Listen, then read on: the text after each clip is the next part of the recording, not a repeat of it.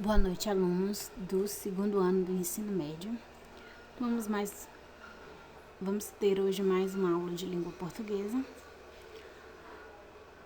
Trataremos hoje sobre a quarta unidade, onde os assuntos, na verdade, principais são adjunto adverbial e pontuação, regência verbal, predicado verbal e parnasianismo.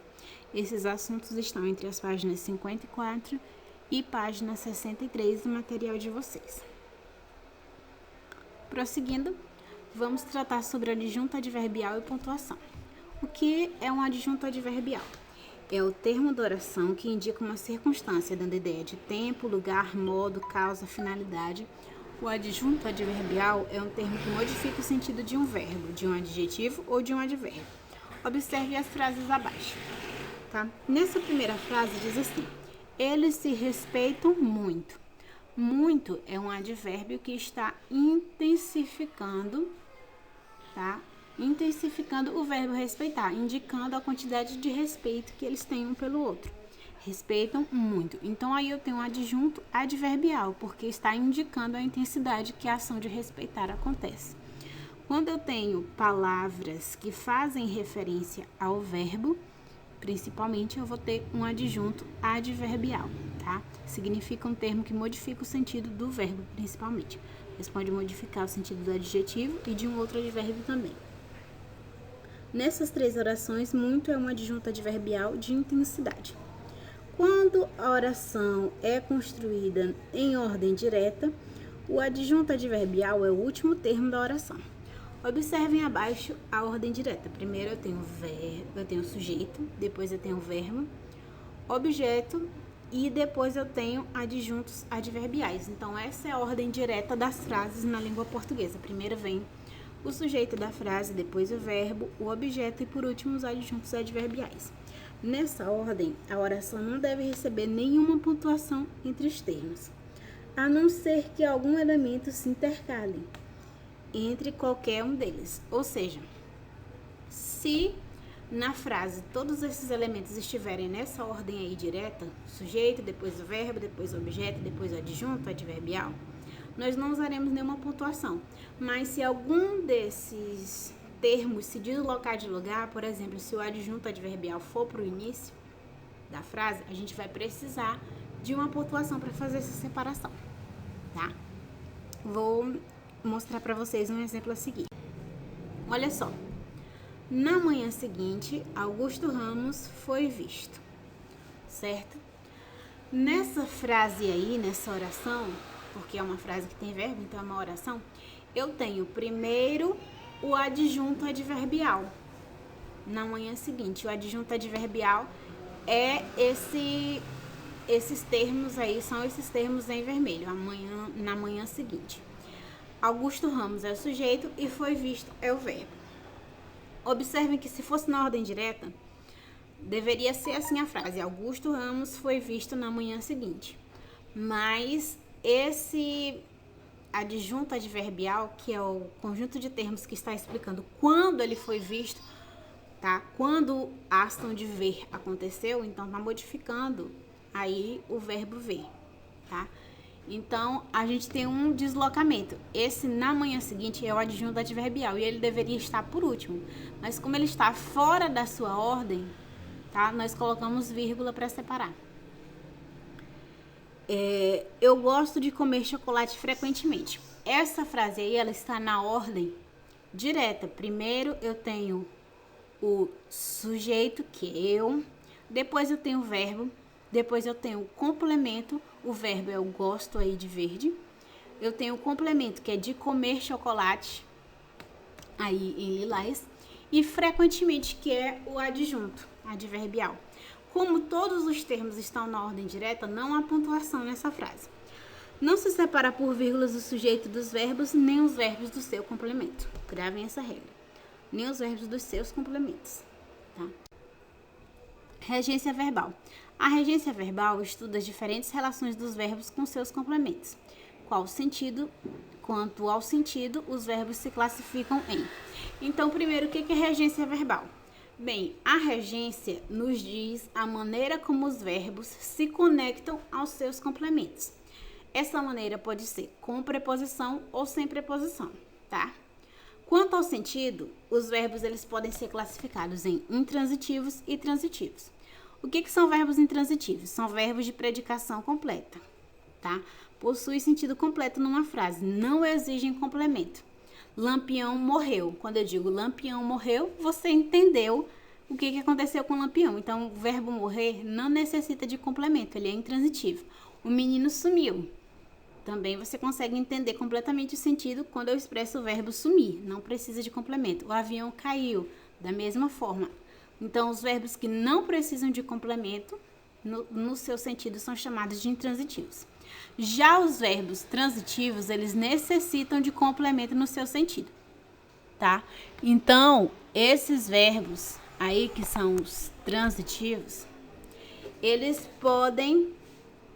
necessitam de um complemento no seu sentido. E essa complementação pode acontecer com ou sem preposição, tá? Transitivos são os verbos de predicação incompleta. Exigem complemento que pode ser objeto direto ou objeto indireto. O que é objeto? Objeto são os termos que complementam o sentido do verbo transitivo. Se verbo transitivo é aquele que precisa de complemento, logo ele receberá esse complemento. E o complemento que ele recebe, a gente chama de objeto. Tá? Verbos transitivos diretos são aqueles que são complementados, o seu complemento se conecta a ele sem preposição.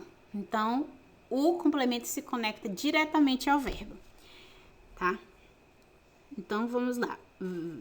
Transitivos diretos. Exigem complemento sem preposição obrigatória.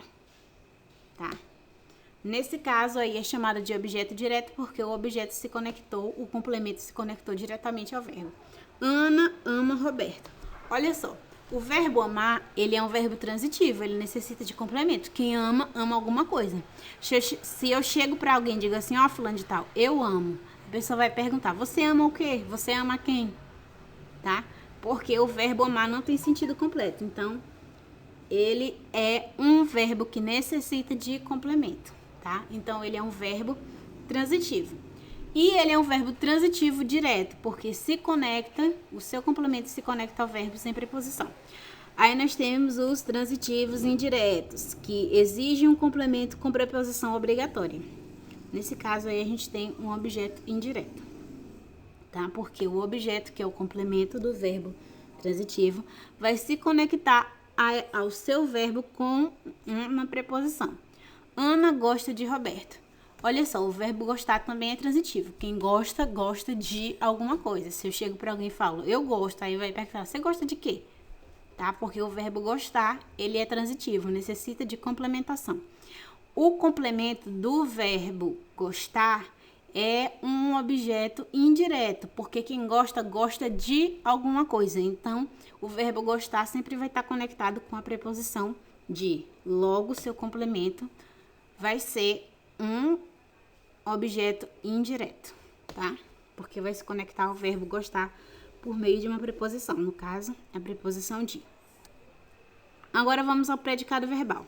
Tudo que se afirma sobre determinado, o que é predicado verbal, tá? Tudo que se afirma sobre um determinado ser em uma oração forma o predicado. Quando o núcleo do predicado é um verbo, dizemos que o predicado é verbal. A cura da malária vem sendo pesquisada pelo laboratório do Exército. Olha só, o sujeito dessa frase está em vermelho, que é a cura da malária.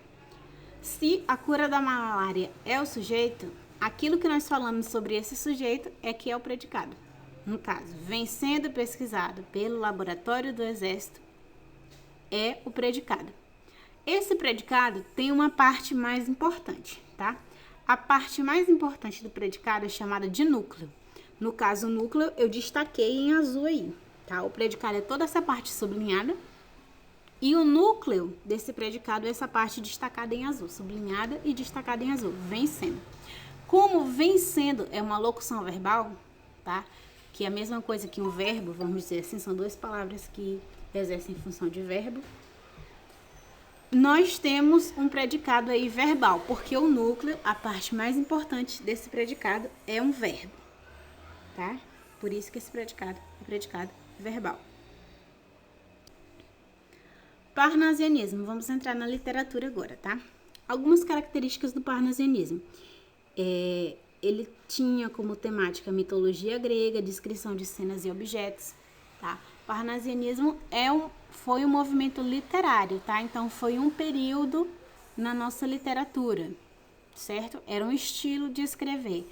Era um movimento literário seguido por vários autores, tá? Ele tinha uma oposição ao romantismo, onde nós tínhamos a objetividade, a impessoalidade. Havia linguagem rebuscada.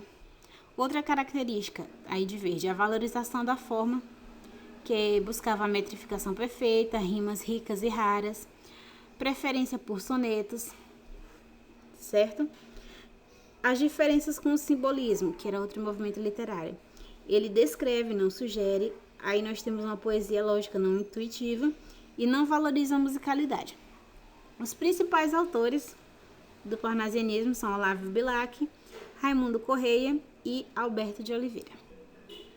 Parnasianismo. Parnasianismo vem do grego Parnaso, que era um monte situado na Grécia e habitado por Apolo, deus da arte e do sol, e pelas musas. Tá? Então, parnasianismo vem da palavra grega parnase. Ele ficou conhecido como esse nome, o movimento literário parnasiano ficou conhecido com esse nome, porque ele pregava a arte pela arte. Como assim? A poesia parnasiana, ela foi feita para ser bonita, ela não foi feita para ser compreendida. Um exemplo de parnasianismo é o hino nacional brasileiro. Ele foi inspirado no parnasianismo.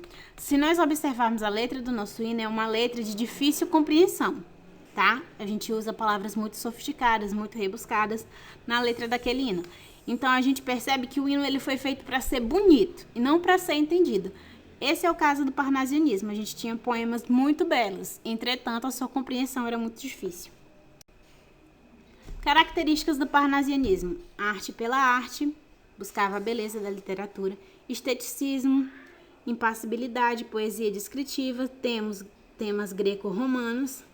A gente tem aí o soneto, rimas e objetivismo. São características aí do parnasianismo. Nós temos alguns marcos do parnasianismo no Brasil. Ele inicia-se com Fanfarras de Teófilo Dias, publicadas em 1882. Essa foi a obra que deu início ao considerado marco inicial do parnasianismo no Brasil. O movimento foi uma das causas da Semana da Arte Moderna, em 1922. A tríade parnasiana, que são os três principais poetas do parnasianismo, eram Alberto de Oliveira, Raimundo Correia e Olavo Bilac. Essa foi a nossa aula. Obrigada pela atenção de vocês. Um abraço.